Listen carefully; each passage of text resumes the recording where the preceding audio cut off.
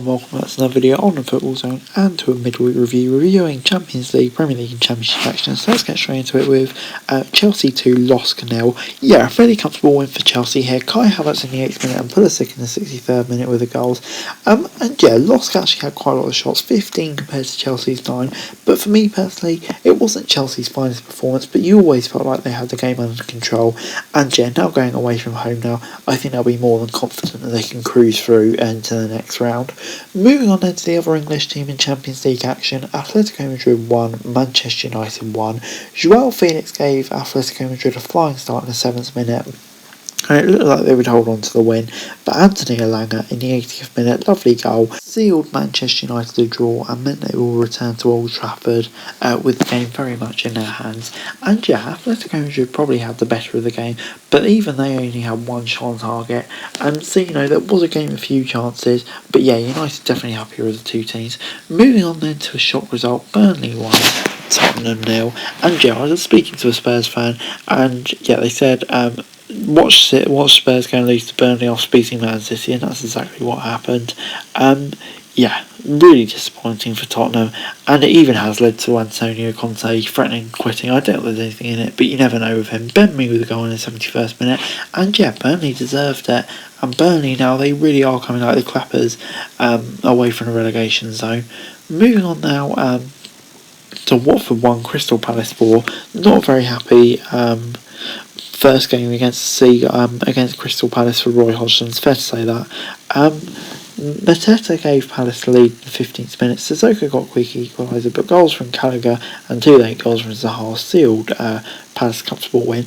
And Jerry, you're looking at the stats, Watford had more shots than Palace, possession was relatively equal, it's just that Palace was super clinical, and yeah, they're up to 11th now, great result for them, Watford concerning.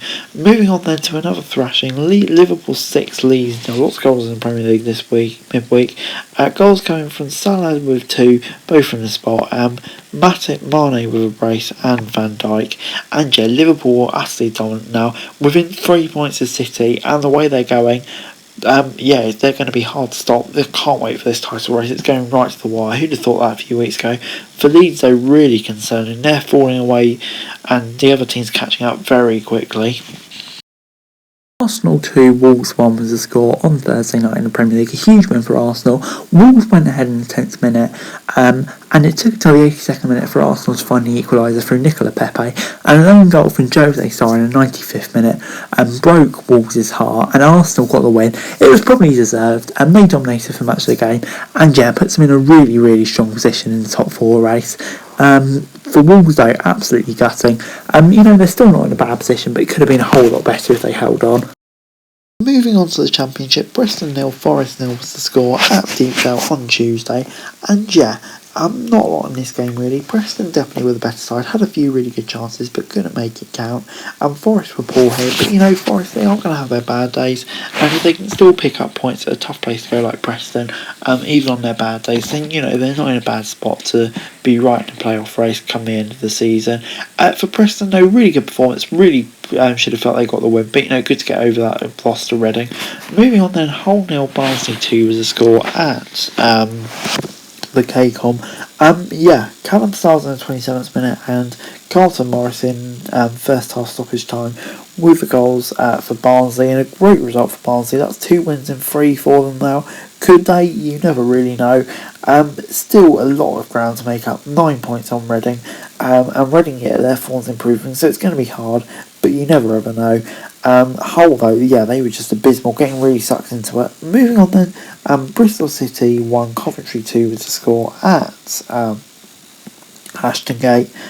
Ian Maddison in the 25th minute gave Coventry the lead before Chris Martin equalised, and Victor Gyökeres got a late winner in the 89th minute to hand Coventry the victory. And yeah, Coventry up to 9th now, really solid result for them. They're on a decent little run of form. Bristol City, they'll be upset because of course their good home run is over. So yeah, moving on then to the Middlesbrough game, and they beat West Brom 2-1 from behind. So yeah, really solid result for them. West Brom went ahead, and you thought maybe could this be the game where they finally win? under Steve Bruce, but it wasn't to be. Goals from Paddy McNair and Marcus Trevonier in the second half gave Borough the win. And yeah, I'd probably say draw was a fair result here, but Borough is a huge win for them, coming from behind. Bad result of the weekend, so good to recover from that. But West Brom, man, they really need to start picking up some points. Reading 2, Birmingham 1 was the score at the Medeski Stadium. And yeah, to be honest, I would say Birmingham were probably the better side here.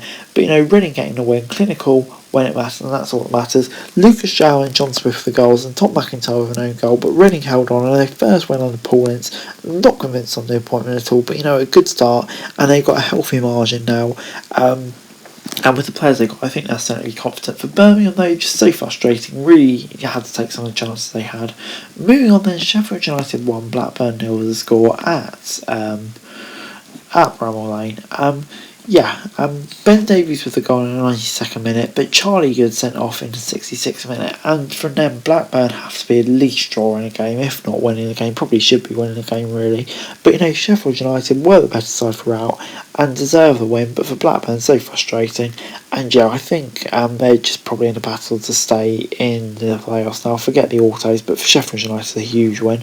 Moving on then to two huge games affecting the bottom of the Championship. Fulham 2, Peterborough 1.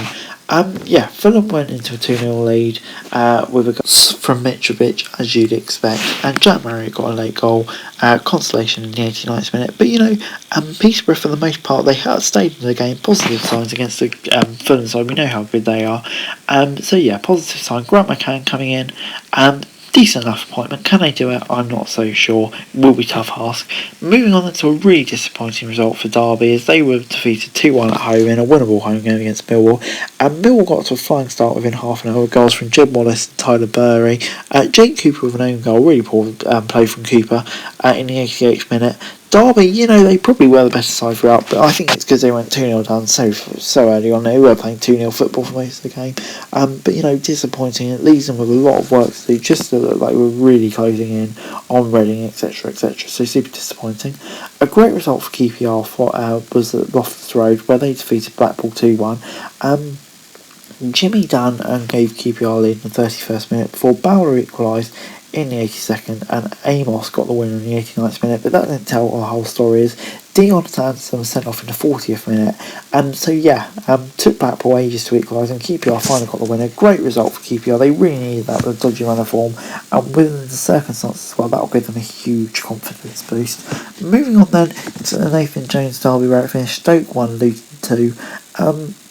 Danny Hilton in the 56th minute and Cameron Jerome in the 82nd minute gave Luton a 2-0 lead. Lewis Baker got a consolation goal in the 92nd minute. And Luton definitely the best team throughout here. Deserving a win, and they're up to 8th now, and they really are flying in on the playoff places. Can they get into the playoffs? With the form they're on at the moment, I certainly wouldn't rule it out. But Stoke, kind of just fading into mid-table. Huddersfield 2, Cardiff 1 was the score, and a brilliant comeback at the John Smith Stadium. Tommy Doyle gave Cardiff the lead in the 61st minute, and the 87th minute it was still 1-0 to Cardiff, but all goals from Josh Carone in the 88th and John Russell in the 96th minute gave Huddersfield the win. And for me, it was a close game, but they just had so much of the ball, Huddersfield. They were deserving of the win here. Maybe not as many shots on targets they would have wanted, but deserving of the victory for Huddersfield. But for Cardiff, you'd be absolutely gutted. Really should have been defending better. Huddersfield up to 4th now. But anyway, guys, that's it for me. Thanks very much for watching. Remember to like, share, subscribe, hit your thoughts, comments down below. Follow on Twitter and Instagram for daily football news, and subscribe to my channel on the screen right now. It'd be greatly appreciated. Thanks very much for watching. Peace.